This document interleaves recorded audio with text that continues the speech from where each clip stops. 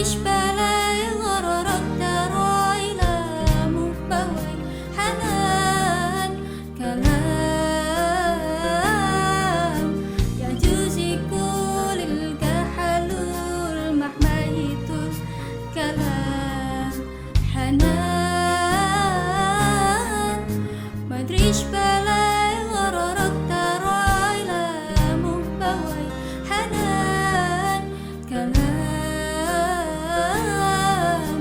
يجوز كل الكحلول مهما يطول كلام سكنت قلبي أريد والنفس والأنفاس والحب عسى الله يزيد وشوكي والإحسان سكنت قلبي أريد والنفس والأنفاس والحب عسى الله يزيد وشوكي والإحسان أحبك إيه من غير كيف من غير ليه أحبك إيه غيرك ترى ما جرى لما أرى لما أمين شوف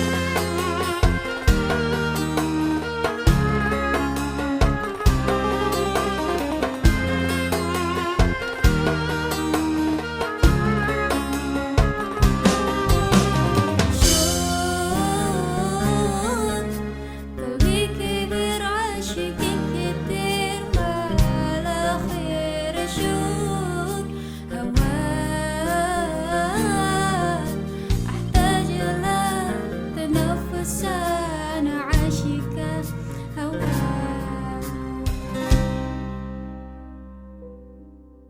Assalamualaikum warahmatullahi wabarakatuh.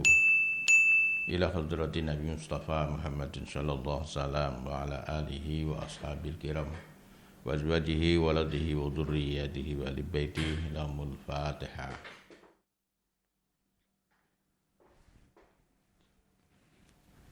Wa ila hadrati abina sayyidina Adam wa amina sayyidatina Hawa wa sa'iril anbiya wal mursalin syuhada salihin wal ulama'il amilin wal arifin wal malaikatil muqarrabin wal jami'il muslimin wal muslimat wal mu'minin wal mu'minat ahya'i minhum wal amwat khususan walidaina wa muallimina wa farallahu lahumul Fatihah.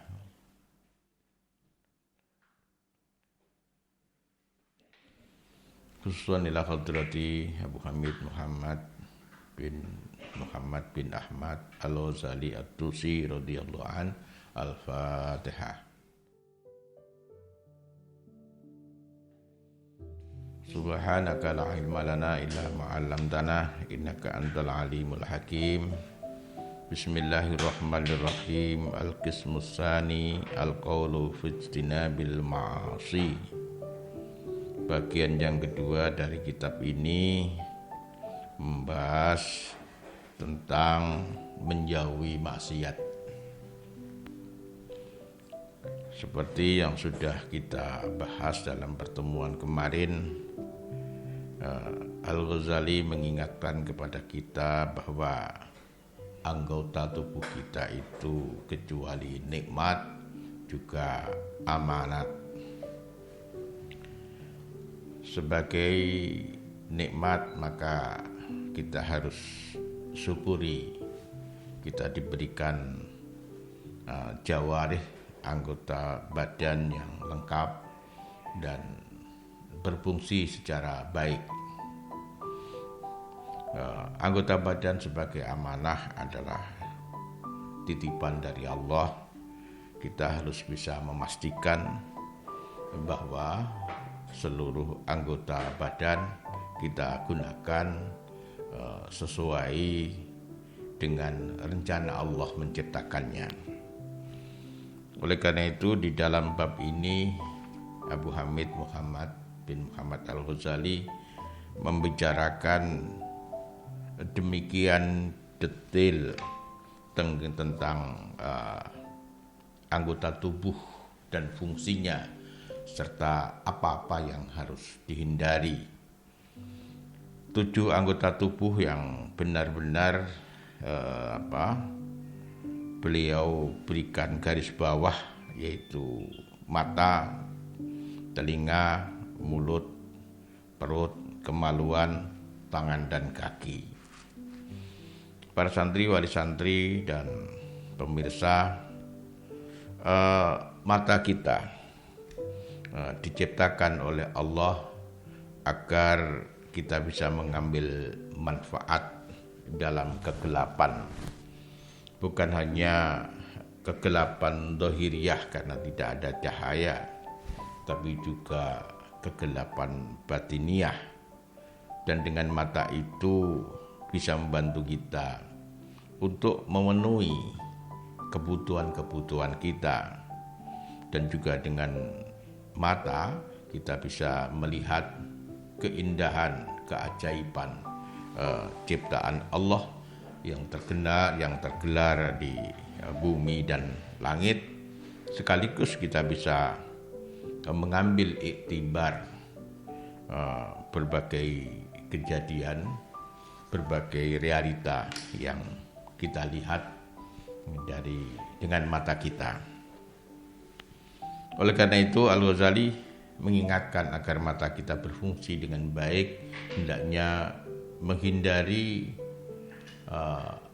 sesuatu yang menyebabkan mata kehilangan marwah. Apa yang harus dihindari? Yang pertama, melihat seseorang yang bukan muhrim kita. Yang kedua, melihat kecantikan, keindahan ya, dengan syahwat. Yang ketiga, melihat sesama muslim dengan penglihatan yang menghina, merendahkan, menganggap sepele. Dan yang terakhir, melihat kepada aib sesama. Ini harus dihindari karena kalau itu dilakukan akan berbuah dosa, yang kedua akan menghilangkan kecerdasan mata, dan yang ketiga akan mengurangi marwah atau kewibawaan dari mata kita. Yang kedua, telinga.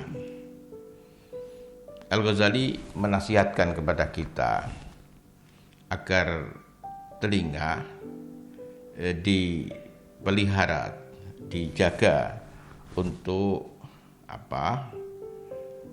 mendengarkan kalimat-kalimat yang mengandung bid'ah, kalimat-kalimat yang berisi ghibah atau kalimat-kalimat kotor, atau pembicaraan-pembicaraan yang di dalamnya membicarakan hal yang batil atau menyebutkan tentang keburukan orang lain. Ini harus dihindari, harus dijauhi. Karena telinga diciptakan Allah sebenarnya fungsinya yang pertama agar bisa mendengar firman Allah dan sunnah Rasulnya. Yang kedua, untuk bisa mendengar hikmah, nasihat, pelajaran dari para kekasihnya. Dan yang ketiga, bisa mengambil manfaat dari apa yang didengar, tentang ilmu, tentang kebajikan, tentang kebijaksanaan, tentang kearifan, dan lain-lain. Ketika kita memperhatikan hal-hal yang dilarang, hal-hal yang tidak disukai Allah, maka telinga justru akan mengantarkan kita kepada kerusakan. Walaupun kita tidak ikut berbicara, tidak ikut membahas, hanya menjadi bagian dari majelis yang di dalamnya ada